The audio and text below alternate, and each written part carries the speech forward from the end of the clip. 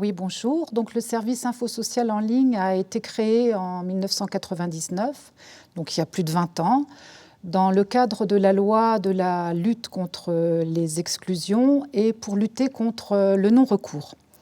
Donc, c'est un service unique en France, qui fait beaucoup d'envieux dans d'autres départements d'ailleurs, et qui est composé de travailleurs sociaux, donc une équipe de 6 travailleurs sociaux, 2 conseillères en économie sociale et familiale, 2 assistantes sociales, 2 éducatrices spécialisées issues de l'aide sociale à l'enfance, une documentaliste juriste et moi-même. Donc les missions de ce service, c'est de répondre aux appels téléphoniques des Brétiliens et aussi des partenaires ou des mairies.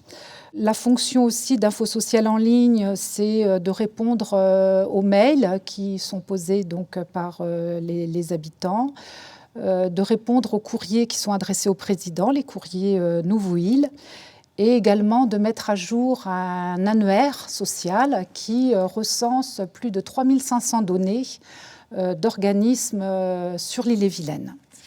Donc voilà, ce service a été créé pour favoriser l'accès aux droits des habitants d'Ille-et-Vilaine, pour donner un premier niveau de réponse, voire deuxième niveau de réponse, puisque c'est assez pointu dans les réponses, sur des situations complexes dans une législation en évolution. C'est aussi permettre à l'habitant de trouver des réponses rapides dans les situations de crise. Et puis également de relayer les professionnels de terrain, soit les travailleurs sociaux de CEDAS ou d'autres organismes, sur des dispositifs ou des éléments législatifs spécialisés. Donc en fait, Infosocial en ligne, ça s'adresse à tout le monde, à tous les habitants d'Ille-et-Vilaine, une population diversifiée, et pour éviter justement les situations d'exclusion et de non-recours, et surtout favoriser l'accès aux droits. Donc c'est un service polyvalent qui va faire une approche globale de la situation. On ne se cantonne pas à la question posée, on a une vue assez large de la situation pour justement faire valoir les droits des personnes.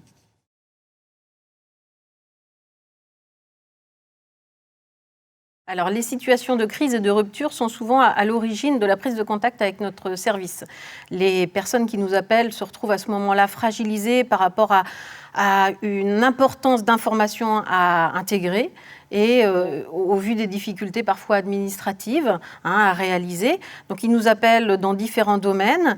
Dans le domaine de la famille, au moment d'une rupture, dans le cadre d'une crise, dans le domaine de la famille. Donc, ça représente à peu près 20% des appels. Les parents nous appellent parce qu'ils ont la volonté de divorcer ou de se séparer.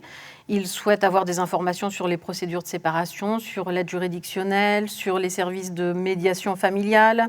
Également, quand une famille peut se trouver en difficulté, lorsqu'un des parents doit entrer en maison de retraite et que les enfants ne sont pas d'accord sur cette entrée en maison de retraite ou sur le financement, sur la participation financière de chacun. Donc ça, c'est plutôt du domaine de la famille. Les personnes nous contactent aussi dans le domaine de l'emploi. Des questions concernant le licenciement, les ruptures conventionnelles, les démissions. Concernant également des sujets d'actualité en lien avec le Covid, le chômage partiel, c'est vraiment très varié. Également concernant les aides aux entreprises, là, dans le cadre du Covid. Concernant l'accueil chez les assistantes maternelles ou dans les crèches, par exemple. Ce deuxième domaine représente à peu près 18% de nos appels. Le troisième domaine, c'est le domaine de la santé, environ 17%. Donc on a des questions concernant les maladies professionnelles, les pensions d'invalidité, l'allocation adulte handicapé, les inaptitudes au poste de travail lorsqu'on est salarié. Également par rapport à l'actualité, les questions concernant les lieux de vaccination Covid et comment prendre rendez-vous.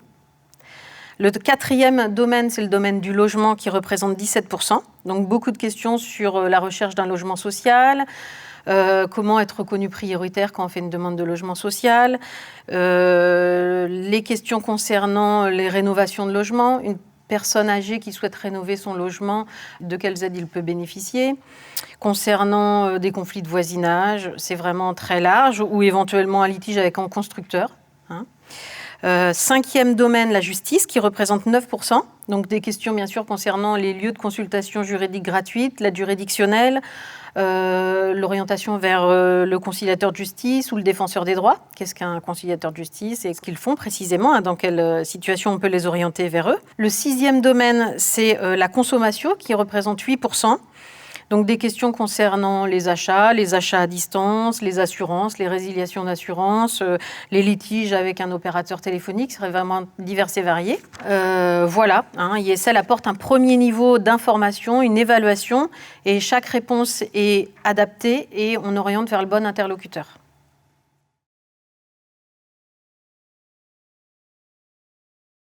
Alors oui, donc on a donc une convention particulière avec le CDAD, le Conseil départemental d'accès au droit, qui permet qu'on ait accès à des permanences d'avocats spécialisés en droit de la famille, droit de la consommation, droit de la fonction publique et droit des étrangers. Donc c'est vrai que c'est assez précieux comme collaboration, notamment sur la question du droit des étrangers, sur laquelle on est régulièrement interpellé. On a un partenariat avec les Champs Libres. À l'espace citoyen, on a donc installé une cabine téléphonique directement en lien avec notre service pour les personnes qui se trouvent en errance, qui débarquent à Rennes par le train et qui ne savent pas où aller.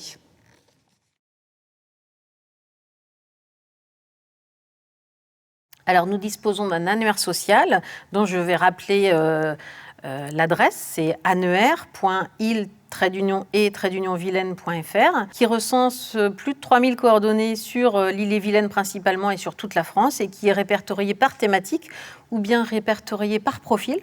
C'est-à-dire qu'une personne qui, par exemple, va être en situation de handicap va pouvoir avoir les services à sa disposition ou les lieux d'information en fonction de sa situation ou de son profil. Et ce travail, cet annuaire est actualisé quotidiennement par chaque conseillère sociale et aussi en lien, bien sûr, avec le travail partenarial que l'on a avec nos partenaires et nos réseaux. Alors, nous contacter au 0800 95 35 45 ou poser les questions par mail à isl@il-et-vilaine.fr.